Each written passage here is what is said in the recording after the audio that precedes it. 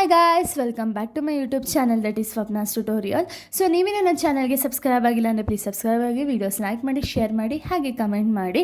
So ಇವತ್ತು ನಾನು ಮಾಡ್ತಿರೋ ಸಬ್ಜೆಕ್ಟ್ ಯಾವುದು ಅಂದರೆ 6th BComನ ಮ್ಯಾನೇಜ್ಮೆಂಟ್ ಅಕೌಂಟಿಂಗ್ ಸಬ್ಜೆಕ್ಟ್ನ ಎಕ್ಸ್ಪ್ಲೈನ್ ಮಾಡ್ತಿದ್ದೀನಿ. ಸೊ ನಾನು ಪ್ರೀವಿಯಸ್ ವೀಡಿಯೋದಲ್ಲಿ ನಾನು chapter 2 financial statement analysis and interpretation ಅನ್ನೋ ಒಂದು ಚಾಪ್ಟರ್ನ ಎಕ್ಸ್ಪ್ಲೈನ್ ಮಾಡ್ತಿದ್ದೆ. ಸೊ ಈ ಒಂದು ವೀಡಿಯೋದಲ್ಲೂ ಸಹ ಇದೇ ಒಂದು ಚಾಪ್ಟರಲ್ಲಿ ಪಾರ್ಟ್ 3ನ ಎಕ್ಸ್ಪ್ಲೈನ್ ಮಾಡ್ತೀನಿ. ಬಿಕಾಸ್ ನಾನು ಪ್ರೀವಿಯಸ್ ವೀಡಿಯೋದಲ್ಲಿ ಆಲ್ರೆಡಿ ಪಾರ್ಟ್ 1 ಆ್ಯಂಡ್ 2ನ ಎಕ್ಸ್ಪ್ಲೈನ್ ಮಾಡಿ ಅಪ್ಲೋಡ್ ಮಾಡಿದ್ದೀನಿ. ಸೊ ಈ ಒಂದು ವೀಡಿಯೋದಲ್ಲಿ ಪಾರ್ಟ್ 3ನ ಎಕ್ಸ್ಪ್ಲೈನ್ ಮಾಡ್ತಿದ್ದೀನಿ. ಸೊ ನಾನು ಪ್ರೀವಿಯಸ್ ವೀಡಿಯೋದಲ್ಲಿ ನೀವು ವೀಡಿಯೋಸ್ನ ನೋಡಿದರೆ ನಿಮಗೆ ಕಂಪ್ಯಾರಿಟಿವ್ ಬ್ಯಾಲೆನ್ಸ್ ಶೀಟ್ ಪ್ರಾಬ್ಲಮ್ 1ನ ಎಕ್ಸ್ಪ್ಲೈನ್ ಮಾಡಿದೆ. ಸೊ ಈ ಒಂದು ವೀಡಿಯೋದಲ್ಲಿ ಪ್ರಾಬ್ಲಮ್ 2ನ ಎಕ್ಸ್ಪ್ಲೈನ್ ಮಾಡ್ತೀನಿ. ಈ ಒಂದು ವೀಡಿಯೋ ಆದಮೇಲೆ ನೆಕ್ಸ್ಟ್ ನಾನು ಕಾಮನ್ ಸೈಜ್ ಪ್ರಾಬ್ಲಮ್ಸ್ನ ಎಕ್ಸ್ಪ್ಲೈನ್ ಮಾಡ್ತಾ ಹೋಗ್ತೀನಿ. ಸೊ ನಮಗೆ ಇಲ್ಲಿ ಏನು ಕ್ವಶನ್ ಏನು ಕೊಟ್ಟಿದ್ದಾರೆ ಅಂದರೆ ಕಂಪ್ಯಾರಿಟಿವ್ ಬ್ಯಾಲೆನ್ಸ್ ಶೀಟ್ನ ನೀವು ಫ್ರೇಮ್ ಮಾಡಬೇಕು ಅಂತ ಹೇಳಿದ್ದಾರೆ. ಸೊ ಅದಕ್ಕೂ ಮುಂಚೆ ನಾನು ತುಂಬ ದಿವಸದಿಂದ ವೀಡಿಯೋಸನ್ನು ಅಪ್ಲೋಡ್ ಮಾಡಿರಲಿಲ್ಲ. Sorry, due to some issues upload ಮಾಡೋಕ್ಕಾಗಿರಲಿಲ್ಲ ಅಷ್ಟೇ. ಸೊ ಇವಾಗಿಂದ ಕಂಟಿನ್ಯೂಸ್ ಆಗಿ ಅಪ್ಲೋಡ್ ಮಾಡ್ತಾ ಹೋಗ್ತೀನಿ. ಸೊ ಇವಾಗ ನೀವು ನೋಡ್ಬೋದು ನಮಗೆ ಕ್ವಶನ್ ಏನಂತ ಕೊಟ್ಟಿದ್ದಾರೆ ಅಂದರೆ the balance sheet of Friday limited as on 2023 and 24 are as follows ಅಂತ ಹೇಳಿ ಕೊಟ್ಟಿದ್ದಾರೆ. ಸೊ ಇಲ್ಲಿ ಫ್ರೈಡೆ ಲಿಮಿಟೆಡ್ನ ಒಂದು ಬ್ಯಾಲೆನ್ಸ್ ಶೀಟ್ನ ಕೊಟ್ಟಿದ್ದಾರೆ. ಅದರಲ್ಲಿ ನೀವು ಕಂಪ್ಯಾರಿಟಿವ್ ಬ್ಯಾಲೆನ್ಸ್ ಶೀಟ್ನ ಫ್ರೇಮ್ ಮಾಡಬೇಕಾಗುತ್ತೆ.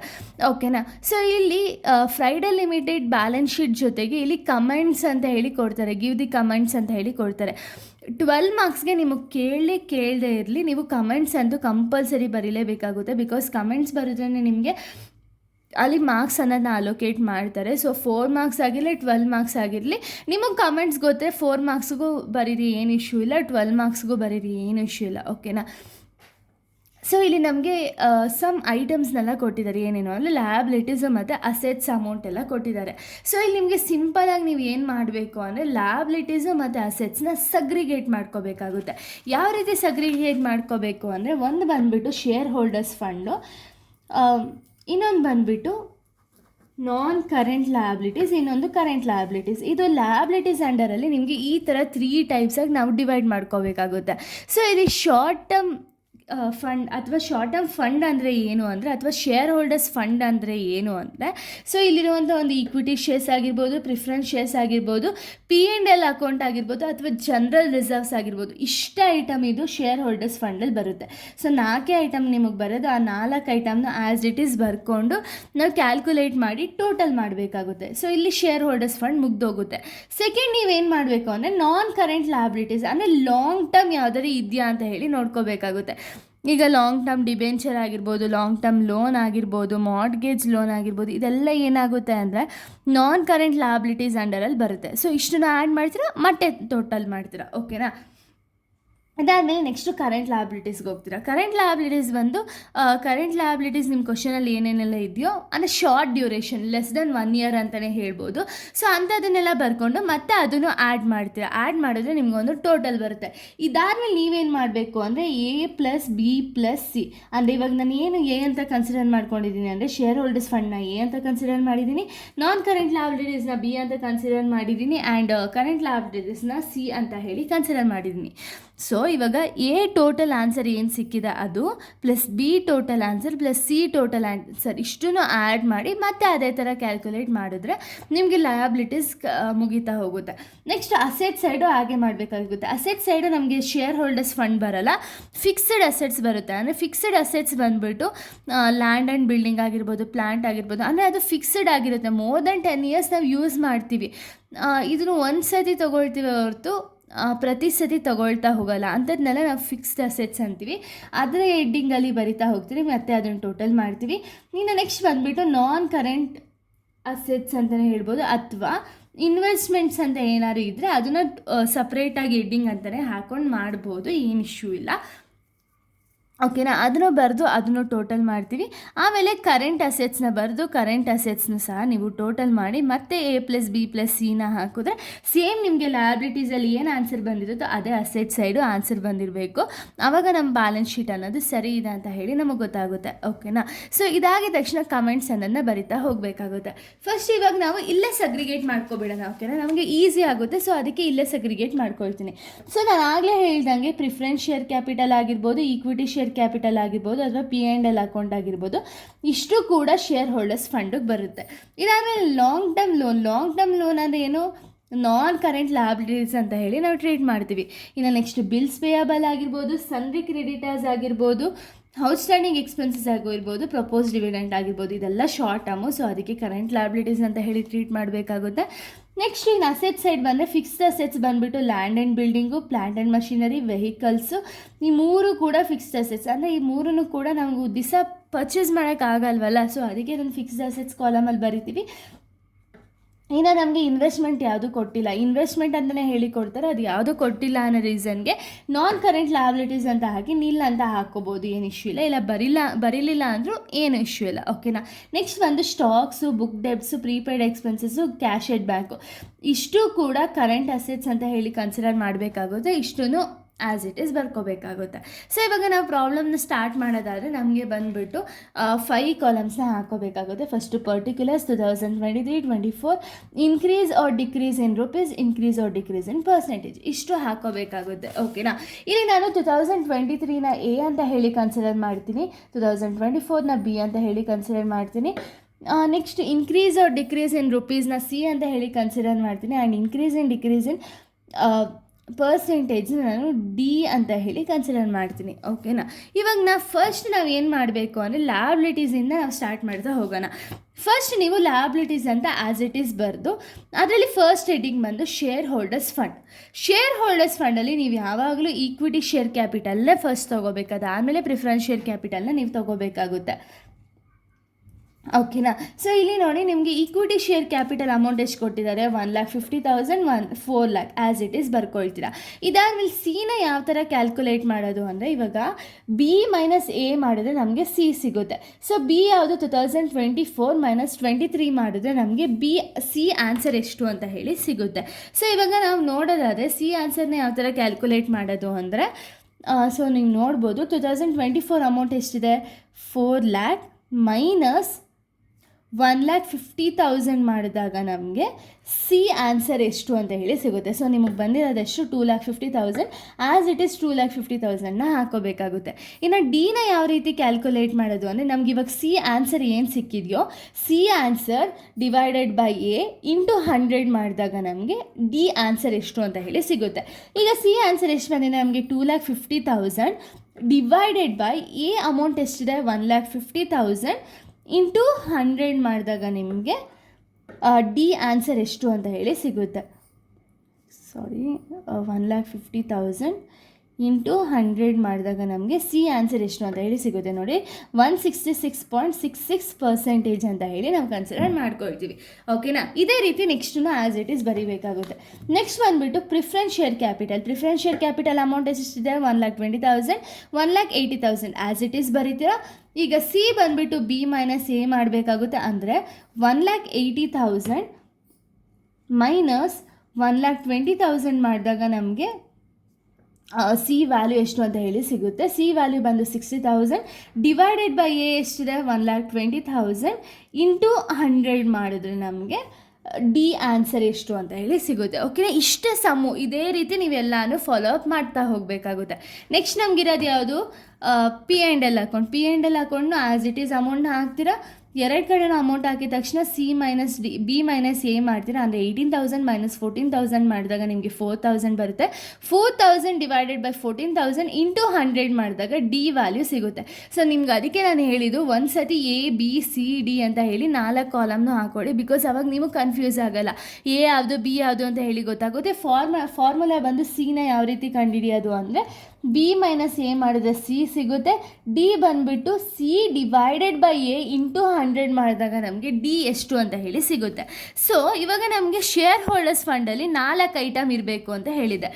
ಒಂದು ಯಾವುದಾದ್ರು ಅಂದರೆ ಫಸ್ಟ್ ಒಂದು ಬಂದು preference share equity share capital, preference share capital, P&L account and reserves ಅಂತ ಹೇಳಿದೆ. ಈ 4 ಐಟಮ್ ಬರೋದಷ್ಟೇ. ಸೊ ಈ 4ರಲ್ಲಿ ನಮ್ಮ ಹತ್ರ 3 ಇದೆ, ಇನ್ನು ರಿಮೈನಿಂಗ್ 1 ಇದೆಯಾ, ಇಲ್ಲ. ಸೊ ಇಲ್ಲ ಅನ್ನೋ ರೀಸನ್ಗೆ ನಾವೇನು ಮಾಡಬೇಕು ಅಂದರೆ ಟೋಟಲ್ ಮಾಡಬೇಕಾಗುತ್ತೆ. ಟೋಟಲ್ ಯಾವ ರೀತಿ ಮಾಡಬೇಕು ಅಂದರೆ ಇಲ್ಲಾಗಿರೋ ನಿಮಗೆ ಡೈರೆಕ್ಟಾಗಿ ಅಮೌಂಟ್ ಕೊಟ್ಟಿದ್ರು ಅಮೌಂಟ್ ತೊಗೊಬಿಡ್ತಿದ್ರ. ಬಟ್ ಇಲ್ಲಿ ಯಾವ ರೀತಿ ಮಾಡಬೇಕು ಅಂದರೆ ಸೊ ನೋಡಿ ಇಲ್ಲಿ ಟೋಟಲ್ 2023ನ ಟೋಟಲ್ ಯಾವ ರೀತಿ ಮಾಡೋದು ಅಂದರೆ ಇಷ್ಟನ್ನು ಆ್ಯಡ್ ಮಾಡಬೇಕಾಗುತ್ತೆ ಅಷ್ಟೇ. 1,50,000 ಪ್ಲಸ್ 1,20,000 ಪ್ಲಸ್ 14,000 ಇಷ್ಟನ್ನು ಆ್ಯಡ್ ಮಾಡಿದಾಗ ನಿಮಗೆ 2,84,000 ಸಿಗುತ್ತೆ. ಮತ್ತು 2024 ಆ್ಯಡ್ ಮಾಡ್ತೀರಾ 4,00,000 ಪ್ಲಸ್ 1,80,000 ಪ್ಲಸ್ 18,000 ಮಾಡಿದಾಗ ನಿಮಗೆ 5,98,000 ರೂಪೀಸ್ ಸಿಗುತ್ತೆ. ಇವಾಗ ಟೋಟಲ್ ಸಿಕ್ಕಿದ್ಮೇಲೆ ನೀವು ಯಾವ ಸ್ಟೆಪ್ನ ಫಾಲೋ ಅಪ್ ಮಾಡ್ತೀರಾ? ಸೇಮ್ ಆ್ಯಸ್ ಇಟ್ ಈಸ್ ಆವಾಗಲೇ ಏನು ಮಾಡಿದ್ರಲ್ಲ ಅದೇ ಸ್ಟೆಪ್ಸ್ನ ಫಾಲೋ ಮಾಡ್ತೀರಾ. 5 lakh ಅಂದರೆ ಸಿನ ಫೈಂಡ್ ಔಟ್ ಮಾಡಬೇಕಂದ್ರೆ ಏನು ಮಾಡಬೇಕು? ಬಿ ಮೈನಸ್ ಎ ಮಾಡಿದ್ರೆ ನಮಗೆ ಸಿ ಸಿಗುತ್ತಲ್ವಾ. 4,98,000 ಮೈನಸ್ 2,84,000 ಮಾಡಿದಾಗ ನಮಗೆ 3,14,000 ಸಿಗುತ್ತೆ, ಅದು ಸಿ ಆನ್ಸರ್. ಇನ್ನು ಡಿ ಬಂದುಬಿಟ್ಟು 3,14,000 ಡಿವೈಡೆಡ್ ಬೈ 2,84,000 ಇಂಟು 100 ಮಾಡಿದಾಗ ನಮಗೆ ಡಿ ಆನ್ಸರ್ ಎಷ್ಟು ಅಂತ ಹೇಳಿ ಸಿಗುತ್ತೆ. ಇಷ್ಟೇ, ಇದೇ ನಿಮಗೆ ಇನ್ನೆಲ್ಲ ಕಡೆ ನೀವು ಇದೇ ರೀತಿ ಫಾಲೋ ಅಪ್ ಮಾಡ್ತಾ ಹೋಗ್ತೀರಾ. ಓಕೆನಾ? ಸೊ ನೆಕ್ಸ್ಟ್ ನೀವು ನೋಡ್ಬೋದು current liabilities, non current liabilities ಯಾವ್ದಾರು ಇದೆಯಾ ಅಂದರೆ ಲಾಂಗ್ ಟರ್ಮ್ ಲೋನ್ಸ್ ಇದೆ, ಇದು non current liabilities. As it is ಬರೀತೀರಾ. ಅಮೌಂಟ್ ಎಷ್ಟಿದೆ? 1,15,000 1,30,000 1,30,000 ಮೈನಸ್ 1,15,000 ಮಾಡಿದ್ರೆ 15,000 ಬರುತ್ತೆ. ಡಿವೈಡ್ ಮಾಡಿದಾಗ ನಿಮಗೆ 13.04 ಸಿಗುತ್ತೆ. ಅದೇ ಆನ್ಸರ್ನ ಮತ್ತೆ ಹಾಕ್ತೀರಾ. ಯಾಕೆ ಅಂದರೆ ಇಲ್ಲಿ ಯಾವುದೋ ಮತ್ತೆ ನಾನ್ ಕರೆಂಟ್ ಲಯಬಿಲಿಟೀಸ್ ಅಂತ ಯಾವುದೂ ಇಲ್ಲ, ಸೊ ಅದಕ್ಕೆ ಅದೇ ಆನ್ಸರ್ನ ಹಾಕ್ತೀರಾ. ಇನ್ನು ನೆಕ್ಸ್ಟ್ ಬಂದುಬಿಟ್ಟು ಕರೆಂಟ್ ಲಯಬಿಲಿಟೀಸ್ ನಿಮಗೆ 4 ಇದೆ. ಯಾವುದಾದ್ರು ಅಂದರೆ bills payable, sundry creditors, outstanding expenses, propose dividend. ಇಷ್ಟು ಅಮೌಂಟ್ ಏನಿದೆ ಆ ಅಮೌಂಟ್ನ ಹಾಕ್ತೀರಾ, ಕ್ಯಾಲ್ಕುಲೇಟ್ ಮಾಡ್ತೀರಾ, ಟೋಟಲ್ ಮಾಡ್ತೀರಾ. ಇಲ್ಲಿ ಗಂಟ ಐ ಥಿಂಕ್ ಸೊ ಯಾರಿಗೂ ಡೌಟ್ ಇರಲ್ಲ ಅನಿಸುತ್ತೆ. ಇದಾದಮೇಲೂ ಕೂಡ ಏನು ಡೌಟ್ ಇಲ್ಲ. ಓಕೆನಾ? ಇದಾದಮೇಲೆ ರಿಯಲ್ ಆಗಿ ಟೋಟಲ್ ಮಾಡ್ತೀರಾ. ಟೋಟಲ್ ಯಾವ ರೀತಿ ಮಾಡೋದು ಅಂದರೆ A plus B plus C ಅಥವಾ 1 + 2 + 3 ಅಂತಲೂ ಹಾಕೋಬೋದು. 1 ನಾವು ಇಲ್ಲಿ ಏನಂತ ಕನ್ಸಿಡರ್ ಮಾಡಿದ್ದೀವಿ? Share holders fund. 2 ಬಂದುಬಿಟ್ಟು ನಾನ್ ಕರೆಂಟ್ ಲಯಬಿಲಿಟೀಸ್, 3 ಬಂದುಬಿಟ್ಟು ಕರೆಂಟ್ ಲಯಬಿಲಿಟೀಸ್. ಸೊ ನಿಮ್ಗೆ ಎ ಬಿ ಸಿ ಹಾಕೊಂಡ್ರೆ ಡೌಟ್ ಅಂದರೆ ಯೋಚನೆ ಬರುತ್ತೆ ಅಂದರೆ, ಸೊ ಅದಕ್ಕೆ ನಾನು 1 2 3 ಅಂತಲೇ ಹಾಕೊಳ್ತೀನಿ. ಓಕೆನಾ? ಸೊ ಇಲ್ಲಿ ಟೋಟಲ್ ಮಾಡ್ಕೋಬೇಕಾಗುತ್ತೆ. ಇವಾಗ ಫಸ್ಟ್ ಒನ್ ಟೋಟಲ್ ಎಷ್ಟಿದೆ ಅಮೌಂಟು, ಇವಾಗ ಶೇರ್ ಹೋಲ್ಡರ್ಸ್ ಫಂಡ್ನ ನೀವು ಇಷ್ಟು ಆ್ಯಡ್ ಮಾಡಿದಾಗ ಏನು ಟೋಟಲ್ ಬರುತ್ತೋ ಆ ಆನ್ಸರ್ನ ಮಾತ್ರ ನೀವು ಕನ್ಸಿಡರ್ ಮಾಡಬೇಕಾಗುತ್ತೆ. ಈಗ ಫಸ್ಟ್ ಒನ್ ಇವಾಗ ನಮಗೆ ಟೋಟಲ್ ಅಂದರೆ A plus B plus C ಅಥವಾ 1 + 2 + 3ನ ನಾವು ಕಂಡುಹಿಡಿಬೇಕು ಅಂದರೆ first total of share holders fund ಎಷ್ಟಿದೆ? 2,84,000 ಇದೆ. ಪ್ಲಸ್ ಟೋಟಲ್ ನಾನ್ ಕರೆಂಟ್ ಲಯಬಿಲಿಟೀಸ್ ಎಷ್ಟಿದೆ? 1,15,000 ಪ್ಲಸ್ ಟೋಟಲ್ ಕರೆಂಟ್ ಲಯಬಿಲಿಟೀಸ್ ಎಷ್ಟಿದೆ? 46,000 ಅಲ್ವಾ. 46,000 ಎಷ್ಟಾಗುತ್ತೆ? 4,45,000 ಆ್ಯಸ್ ಇಟ್ ಈಸ್ ಬರೀತೀರಾ ಅಷ್ಟೇ. ಓಕೆನಾ? ಮತ್ತು ಅದೇ ರೀತಿ ಇಲ್ಲೂ ಕೂಡ ಕ್ಯಾಲ್ಕುಲೇಟ್ ಮಾಡ್ತೀರಾ. ಯಾವ ರೀತಿ ಅಂದರೆ 5,98,000 ಪ್ಲಸ್ 1,30,000 ಪ್ಲಸ್ 1,04,000 ಹಾಕಿದಾಗ ನಿಮಗೆ 8,32,000 ರೂಪೀಸ್ ಸಿಗುತ್ತೆ. ಇನ್ಮೇನಿದೆ ಸ್ಟೆಪ್ ನಾರ್ಮಲ್. ಹೆಂಗೆ? 8,32,000 ಮೈನಸ್ 4,45,000 ಮಾಡಿದಾಗ ನಿಮಗೆ 3,87,000 ಸಿಗುತ್ತೆ. 3,87,000 ಡಿವೈಡೆಡ್ ಬೈ 4,45,000 ಇಂಟು 100 ಮಾಡಿದಾಗ 86.966% ಸಿಗುತ್ತೆ. ಸೊ ಇಲ್ಲಿಗೆ ನಮಗೆ ಲಯಬಿಲಿಟೀಸ್ ಅನ್ನೋದು ಕಂಪ್ಲೀಟ್ ಆಗುತ್ತೆ. ಬಿಕಾಸ್ ಲಯಬಿಲಿಟೀಸಲ್ಲಿ ನಮ್ಗೆ ಏನೇನು ಐಟಮ್ಸ್ ತೊಗೋಬೇಕಿತ್ತು ಎಲ್ಲನೂ ಕೂಡ ತೊಗೊಂಡಿದ್ದೀವಿ. ಸೊ ಇಲ್ಲಿಗೆ ಫಸ್ಟ್ ಸ್ಟೆಪ್ ಅನ್ನೋದು ಕಂಪ್ಲೀಟ್ ಆಗುತ್ತೆ. ಇವಾಗ ಲಯಬಿಲಿಟೀಸ್ ಕಂಪ್ಲೀಟ್ ಆದರೆ ನಿಮ್ಗೆ ಉಳಿದಿರೋದು ಯಾವುದು? ಅಸೆಟ್. ಸೊ ಇಲ್ಲಿ ಅಸೆಟ್ಸಲ್ಲಿ ನಾವು ಆವಾಗಲೇ ಡಿವೈಡ್ ಮಾಡಿದಾಗೆ ಫಿಕ್ಸ್ಡ್ ಅಸೆಟ್ಸ್ನ ಫಸ್ಟ್ ಬರೀತೀರಾ. ಆ್ಯಸ್ ಇಟ್ ಈಸ್ ಅಮೌಂಟ್ನ ಹಾಕಿ ಕ್ಯಾಲ್ಕುಲೇಟ್ ಮಾಡಿ ಟೋಟಲ್ ಮಾಡ್ತೀರಾ. ನೆಕ್ಸ್ಟು ಇಲ್ಲಿ ಇನ್ವೆಸ್ಟ್ಮೆಂಟ್ ಇಲ್ಲ, ಸೊ ಅದಕ್ಕೆ ನಾನ್ ಕರೆಂಟ್ ಅಸೆಟ್ಸ್ ಅನ್ನೋದು ಬರಲ್ಲ. ಇನ್ವೆಸ್ಟ್ಮೆಂಟ್ ಇಲ್ಲ ಅನ್ನೋ ರೀಸನ್ಗೆ ಇವಾಗ ಕರೆಂಟ್ ಅಸೆಟ್ಸ್ ಅಂತ ಹಾಕ್ತೀರಾ. ಆ್ಯಸ್ ಇಟ್ ಈಸ್ ಅಮೌಂಟ್ನ ಬರ್ಕೊಂಡು ಕ್ಯಾಲ್ಕುಲೇಟ್ ಮಾಡಿ ಟೋಟಲ್ ಮಾಡ್ತೀರಾ. ಲಾಸ್ಟಲ್ಲೂ ಸಹ ಇವಾಗ ಅಸೆಟ್ಸ್ನ ಇಲ್ಲಿ ಫಿಕ್ಸ್ಡ್ ಅಸೆಟ್ಸ್ನ 1 ಅಂತ ಕನ್ಸಿಡರ್ ಮಾಡ್ತೀನಿ, ಕರೆಂಟ್ ಅಸೆಟ್ಸ್ನ 2 ಅಂತ ಕನ್ಸಿಡರ್ ಮಾಡ್ತೀವಿ. ಈ ಒಂದು ಟೋಟಲ್ ಅಮೌಂಟ್ ಮತ್ತು ನೆಕ್ಸ್ಟ್ ಟೋಟಲ್ ಅಮೌಂಟ್ ಏನಿದೆ ಎರಡೂ ಆ್ಯಡ್ ಮಾಡ್ತೀರಾ. ಸೊ ಎರಡೂ ಆ್ಯಡ್ ಮಾಡಿ ಟೋಟಲ್ ಅನ್ನೋದನ್ನ ಮಾಡ್ತೀರಾ. ಓಕೆನಾ? ಇಷ್ಟವರೆಗೂ ನನಗೆ ಯಾರಿಗೂ ಡೌಟ್ ಇಲ್ಲ ಅಂತ ಹೇಳಿ ಕನ್ಸಿಡರ್ ಮಾಡ್ತೀನಿ. ಓಕೆನಾ? ಇದಾದಮೇಲೆ ನೆಕ್ಸ್ಟು ಕಮೆಂಟ್ಸ್ನ ಬರೀಬೇಕು. ಬಿಕಾಸ್ ಇಲ್ಲಿ ಕ್ವಶನ್ ನಮಗೆ ಇಷ್ಟೇ ಇರೋದು, ಕ್ವಶನ್ ಮುಗೀತು, ಆನ್ಸರ್ ಎಲ್ಲ ನಾವು ಕೊಟ್ಟಾಗಿದೆ. ಇನ್ನು ನೆಕ್ಸ್ಟ್ ನಾವೇನು ಮಾಡಬೇಕು ಅಂದರೆ ಕಮೆಂಟ್ಸ್ ಅನ್ನೋದು ಇಲ್ಲಿ ಕಂಪಲ್ಸರಿ ನೀವು ಬರೀಲೇಬೇಕಾಗುತ್ತೆ. ಸೊ ಇಲ್ಲಿ ಕಮೆಂಟ್ಸ್ ಬರೀಬೇಕಾದ್ರೆ ಫಸ್ಟ್ ಒನ್ ಬಂದುಬಿಟ್ಟು ಕರೆಂಟ್ ರೇಷಿಯೋನ ನೀವು ಫೈಂಡ್ ಔಟ್ ಮಾಡಲೇಬೇಕಾಗುತ್ತೆ. ಕರೆಂಟ್ ರೇಷಿಯೋನ ಯಾವ ಥರ ಫೈಂಡ್ ಔಟ್ ಮಾಡೋದು ಅಂದರೆ so current ratio is equals to current assets divided by current liabilities. So current assets total ಎಷ್ಟಿದೆ? 30,000 ಡಿವೈಡೆಡ್ ಬೈ ಕರೆಂಟ್ ಲಯಬಿಲಿಟೀಸ್. ಅಂದರೆ ಇಲ್ಲಿ ಯಾವ ರೀತಿ ಮಾಡ್ತೀರಾ ಅಂದರೆ 2023ನ ಸಪ್ರೇಟ್ ಕನ್ಸಿಡರ್ ಮಾಡ್ತೀರಾ, 2024ನ ಸಪ್ರೇಟಾಗಿ ಕನ್ಸಿಡರ್ ಮಾಡಬೇಕಾಗುತ್ತೆ. ಈಗ 2023ಯಲ್ಲಿ ಟೋಟಲ್ ಕರೆಂಟ್ ಅಸೆಟ್ಸ್ ಮಾತ್ರ ಎಷ್ಟಿದೆ ಅಂದರೆ 30,000 ಆ್ಯಸ್ ಇಟ್ ಈಸ್ ಹಾಕೊಳ್ತೀರಾ. ಅದೇ ರೀತಿ ಕರೆಂಟ್ ಲಯಬಿಲಿಟೀಸ್ ಅಂದರೆ 2023ಯಲ್ಲಿ ಕರೆಂಟ್ ಲಯಬಿಲಿಟೀಸ್ ಎಷ್ಟಿದೆ ಅಂದರೆ ಸೊ ನೀವು ನೋಡ್ಬೋದು 46,000 ಇದೆ. ಆ್ಯಸ್ ಇಟ್ ಈಸ್ ಅಲ್ಲಿ 46,000ನ ಹಾಕೋಬೇಕಾಗುತ್ತೆ. ಸೊ ಇಲ್ಲಿ 46,000ನ ಹಾಕೊಳ್ತೀರಾ. ಇವೆರಡೂ ಡಿವೈಡ್ ಮಾಡಿದಾಗ ನಿಮಗೆ ಕರೆಂಟ್ ರೇಷಿಯೋ ಎಷ್ಟು ಅಂತ ಹೇಳಿ ಸಿಗುತ್ತೆ.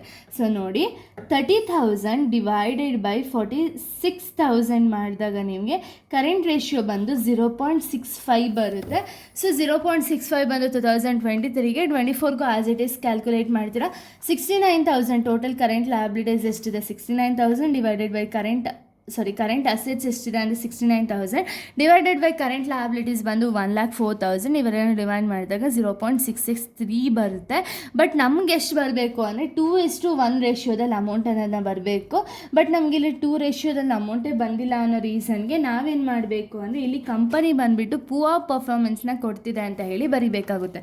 ಸೊ ಅದಕ್ಕೆ the company does not meet the standard rate, hence it leads to poor performance. Because ಅಲ್ಲಿ 2:1 ಬಂದೇ ಇಲ್ವಲ್ಲ, ಸೊ ಅದೇ ರೀಸನ್ಗೆ ಪೂರ್ ಪರ್ಫಾರ್ಮೆನ್ಸ್ ಅಂತ ಹೇಳಿ ನಾವು ಕನ್ಸಿಡರ್ ಮಾಡಬೇಕಾಗುತ್ತೆ. ಸೊ ಇದಾದಮೇಲೆ ನೆಕ್ಸ್ಟ್ ಯಾವ ರೀತಿ ಕಮೆಂಟ್ಸ್ ಅನ್ನೋದನ್ನ ಬರಿಬೇಕು ಅಂದರೆ, ಸೊ ನನ್ನ ಪ್ರೀವಿಯಸ್ ವೀಡಿಯೋದಲ್ಲಿ ನಾನು ಕಮೆಂಟ್ಸ್ ಬರೆಯೋದು ಸ್ವಲ್ಪ ಕಷ್ಟವಾಗಿ ಹೇಳ್ಕೊಟ್ಟಿದ್ದೆ. ಬಟ್ ಈ ಒಂದು ವೀಡಿಯೋದಲ್ಲಿ ಈಸಿ ಮೆಥಡ್ನ ಹೇಳ್ಕೊಡ್ತೀನಿ. ಓಕೆನಾ? ಕಮೆಂಟ್ಸ್ ಬರೆಯೋದು ನಿಮ್ಗೆ ತುಂಬ ಈಸಿ ಮೆಥಡ್ ಯಾವ ರೀತಿ ಅಂದರೆ, ನೀವು ಇಲ್ಲಿರೋ ಒಂದೊಂದಕ್ಕೂ ನೀವು ಕಮೆಂಟ್ಸ್ ಬರಿತಾ ಹೋಗ್ಬೋದು. ಹೆಂಗೆ ಅಂದರೆ, ಇವಾಗ ನೋಡಿ ಫಸ್ಟ್ ಒಂದು ಬಂದುಬಿಟ್ಟು ನೀವು ಫಿಕ್ಸ್ಡ್ ಅಸೆಟ್ಸ್ನ ಕನ್ಸಿಡರ್ ಮಾಡಿ. ನಾನು ಆಗಲೇ ಹೇಳ್ದಂಗೆ ಇಷ್ಟು ಕೂಡ ಫಿಕ್ಸ್ಡ್ ಅಸೆಟ್ಸ್ ಅಲ್ವಾ. ಫಿಕ್ಸ್ಡ್ ಅಸೆಟ್ಸು 2023 ಆ್ಯಂಡ್ 24 ಅಮೌಂಟ್ನ ನೋಡಬೇಕಾಗುತ್ತೆ. 23 ಇರೋ ಅಮೌಂಟ್ ಎಷ್ಟು ಆ್ಯಂಡ್ 24ಅಲ್ಲಿರೋ ಅಮೌಂಟ್ ಎಷ್ಟು ಅಂತ ಹೇಳಿ ನೋಡಬೇಕಾಗುತ್ತೆ. ಈಗ 23ಅಲ್ಲಿ 80,000 ಇದೆ, 24ಅಲ್ಲಿ 1,23,000 ರೂಪೀಸ್ ಬರುತ್ತೆ. ಇವೆರಡನ್ನು ಕಂಪೇರ್ ಮಾಡಿದ್ರೆ 23ಗಿಂತ 24ಅಲ್ಲಿ ನಿಮಗೆ ಫಿಕ್ಸ್ಡ್ ಅಸೆಟ್ಸ್ ಜಾಸ್ತಿ ಇದೆ ಅಲ್ವಾ. ಸೊ ಅಷ್ಟೇ. ಇವಾಗ ಏನಂತ ಬರೀಬೇಕು ಅಂದರೆ, the fixed assets of a company has been increased by amount ಬರಿಬೋದು. ಇವಾಗ ಅಮೌಂಟ್ ಯಾವ ರೀತಿ ಬರೆಯೋದು ಅಂದರೆ 1,23,000 ಮೈನಸ್ 80,000ನ ಮಾಡಿ ಬರಿಬೋದು. ಅಥವಾ ನಿಮ್ಗೆ ಇಲ್ಲಿ ಏನು ಕ್ಯಾಲ್ಕುಲೇಟ್ ಮಾಡಿದಾಗ ಪರ್ಸೆಂಟೇಜ್ ಸಿಕ್ಕಿರುತ್ತೋ ಆ ಪರ್ಸೆಂಟೇಜ್ನು ಬರಿಬೋದು. ಸೊ ನಿಮಗೆ ನಾನು ಎರಡನ್ನೂ ತೋರಿಸ್ತೀನಿ ಯಾವ ರೀತಿ ಬರಿಬೇಕು ಅಂದರೆ. ನೋಡಿ, ಇಲ್ಲಿ ನಾನು ಫಸ್ಟ್ ಫಿಕ್ಸ್ಡ್ ಅಸೆಟ್ಸ್ನ ತೊಗೊಂಡಿದ್ದೀನಿ. So the company fixed assets ಯಾವ ಪರ್ಸೆಂಟೇಜಲ್ಲಿ ಇನ್ಕ್ರೀಸ್ ಆಗಿದೆ ಅಂದರೆ 83.85% ಇನ್ಕ್ರೀಸ್ ಆಗಿದೆ. ಸೊ ಅದನ್ನೇ ನೀವು ಬರೀತೀರ. The total fixed assets of the firm has been increased by 83.85% ಅಂತ ಹೇಳಿ ಬರೀತೀರಾ. ಸೊ 2024ಅಲ್ಲಿ ಇನ್ಕ್ರೀಸ್ ಆಗಿದೆ. ಸೊ ಅದೇ ರೀಸನ್ಗೆ ಆ ಥರ ಬರೆದಿರ್ತೀರ. ಆಮೇಲೆ ನೆಕ್ಸ್ಟ್ ಬಂದುಬಿಟ್ಟು ಕರೆಂಟ್ ಅಸೆಟ್ಸ್ನ ನೋಡ್ಕೊಳ್ಳಿ. ಸೊ ಕರೆಂಟ್ ಅಸೆಟ್ಸು ಕೂಡ ಇನ್ಕ್ರೀಸ್ ಆಗಿದೆ, ಡಿಕ್ರೀಸ್ ಆಗಿದೆ ಅಂತ ಹೇಳಿ ನೋಡ್ತಾ ಹೋಗಬೇಕಾಗುತ್ತೆ. ಸೊ ಇಲ್ಲಿ ನೀವು ನೋಡ್ಬೋದು ಎಷ್ಟೊಂದು ಕಡೆ ಇನ್ಕ್ರೀಸ್ ಆಗಿದೆ ಆ್ಯಂಡ್ ಸ್ವಲ್ಪ ಕಡೆ ಡಿಕ್ರೀಸ್ ಆಗಿದೆ. ಏನು ಇಶ್ಯೂ ಇಲ್ಲ, ನಿಮಗೆ ನೋಡಿದ ತಕ್ಷಣ ಇಲ್ಲ ಆನ್ಸರ್ ಗೊತ್ತಾಗೋಗುತ್ತೆ ನೋಡಿ. ಸೊ ಇಲ್ಲಿ ಇನ್ಕ್ರೀಸ್ ಆಗಿದೆ. ಟೋಟಲ್ ಆನ್ಸರ್ನ ನೋಡಿ. ಟೋಟಲ್ ಆನ್ಸರ್ ಬಂದುಬಿಟ್ಟು 69,000 30,000 ಇನ್ಕ್ರೀಸ್ ಆಗಿದೆ ತಾನೆ. ಎಷ್ಟು ಪರ್ಸೆಂಟೇಜಲ್ಲಿ? 30% ಅಷ್ಟೇ. The current assets of the firm has been increase by in 2024 by 130% ಅಂತ ಬರೀತೀರಾ. ಅದೇ ರೀತಿ ಇವಾಗ ಒಂದೊಂದನ್ನ ತೊಗೊಳ್ಳಿ. ಇವಾಗ ಶೇರ್ ಹೋಲ್ಡರ್ಸ್ ಫಂಡ್ ಬಗ್ಗೆನೂ ನೀವು ಬರಿಬೋದು.